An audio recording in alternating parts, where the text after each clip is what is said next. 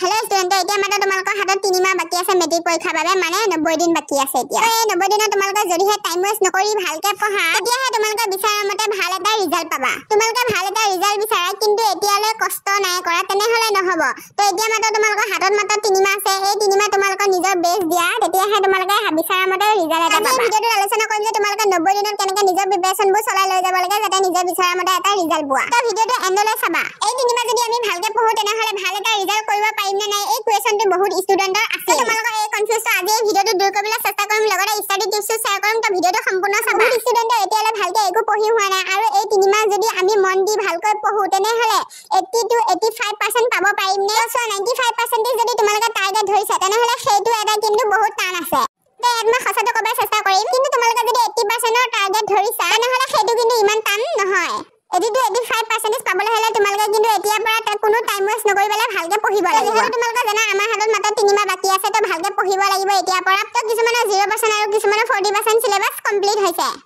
আৰু যিমান পাছলে syllabus complete নহয় কিয় কিছুমানৰ 20% আৰু কিছুমানৰ 40% আৰু কাৰোবাৰটো 0% সিলেবাস কমপ্লিট হৈছে কিন্তু এই টিমে তোমালোকে আগতে 100% সিলেবাস কমপ্লিট কৰিব পাৰিবা তো যদিহে এতিয়ালৈ তোমালোকে সিলেবাস ষ্টাৰ্ট কৰাই নাই কৰি দিয়া যেহেতু বেছি দিন নাই তো ষ্টাৰ্ট নকৰিলে নহব অকল ভিডিও চাইও কাম নহব তোমালোকে ষ্টাৰ্ট কৰিবই লাগিব তো ভিডিওটো আৰম্ভ কৰাৰ আগতে তোমালোকলৈ এটা সৰু প্ৰশ্ন কৰিবলৈ বিচাৰিম যে তোমালোকে এইকেইদিন কিমান ঘণ্টাকৈ পঢ়ি আছা তো বহুত ষ্টুডেন্টে খুদে যে কিমান ঘণ্টাকৈ পঢ়িব লাগে কিন্তু মনদি ডেইলি 4-5 ঘণ্টা পঢ়িব লাগে তো ইয়াত বহুত ষ্টুডেন্টে আচৰিত হ'ব যে আমি তো ডেইলি 4-5 ঘণ্টা পঢ়ি আছো কিন্তু একো ৰিজাল্ট পোৱা নাই তো তোমালোকে কিন্তু ফোকাস দি 4 ঘণ্টা ডেইলি পঢ়ি থকা নাই তো তোমালোকে কেনেকৈ ৰিজাল্ট পাবা তো যি 4 ঘণ্টা তোমালোকে ভালকে ফোকাস দি পঢ়িম বুলি ভাবিছিলা সেই টাইমটো তোমালোকে বিভিন্ন ধৰণৰ ডিস্ট্ৰাকশন আৰু বিভিন্ন ধৰণৰ তোমালোকৰ কথাবোৰ মনত পৰি তোমালোকৰ আধা টাইমটো গুচি যায় আৰু ফোনটো নিজৰ ষ্টাডি ডেস্কত থৈ দিয়া আৰু ফোনটো চাওঁতে আধা টাইম গুচি যায় তোমালোকে গমে নোপোৱা আৰু যিখিনি টাইম তোমালোকে ভালকে পঢ়িম বুলি ভাবি থাকা আৰু সেইখিনি টাইমত তোমালোকে অভাৰথিংকিং কৰি থাকা যে এতিয়া পঢ়িলে পাৰিম নে নোৱাৰিম তো এনেকুৱা ধৰণৰ থট তোমালোকৰ মনত আহি থাকে তাৰোপৰি কি হয় সেই সময়খিনিত বিভিন্ন ধৰণৰ ষ্টুডেন্টে হোমৱৰ্ক আদি কৰি লয় তো ধৰিলে তোমালোকে 4 ঘণ্টা পঢ়িব লৈছা আৰু তাৰে ভিতৰত 2 ঘণ্টা এছাইনমেন্ট আৰু হোমৱৰ্ক কৰোতে গ'ল তো তোমালোকে পঢ়িবলৈ টাইম ক'ত পালা তো যদি তোমালোকে ভাল ৰিজাল্ট বিচাৰা তেনেহলে এই 4 ঘণ্টা তোমালোকে এই 3টা কাম নকৰিবা এই 4 ঘণ্টা তোমালোকে নিজৰ ফোন নাচাবা যি 4 ঘণ্টা তোমালোকে ভালকে পঢ়িম বুলি ভাবা যদি তোমালোকে লেকচাৰ আদি চাব লগা হয় তেতিয়াহলে নিজৰ এক্সট্ৰা টাইম বঢ়াই ল'বা এই যি 4 ঘণ্টা তোমালোকে ভালকে পঢ়িম বুলি ভাবা সেই 4 ঘণ্টা তোমালোকে নিজৰ ফোনটো ষ্টাডি ডেস্কত নথবা টাইমত হোমৱৰ্ক আদি নকৰিবা আৰু ডিস্ট্ৰাকশন নহবলৈ ট্ৰাই কৰিবা তো তোমালোকে 4 ঘণ্টা পঢ়িবই লাগিব আৰু ঘপকে কিন্তু 4 ঘণ্টা পঢ়িব নোৱাৰি কাৰণ তৎক্ষণাতে কিবা এটা বস্তু ষ্টাৰ্ট কৰিব নোৱাৰি তো তোমালোকে ধৰিলে এইকেইদিন বোলে তোমালোকে 1 ঘণ্টা 2 ঘণ্টা ফোকাস দি পঢ়ি থকা নাই তেনেহলে তোমালোকে প্ৰথমতে 1 ঘণ্টা 2 ঘণ্টা ফোকাস দি পঢ়িব লাগিব আগত তেতিয়াহে তোমালোকে একেবাৰে 4 ঘণ্টা পঢ়িব পাৰিবা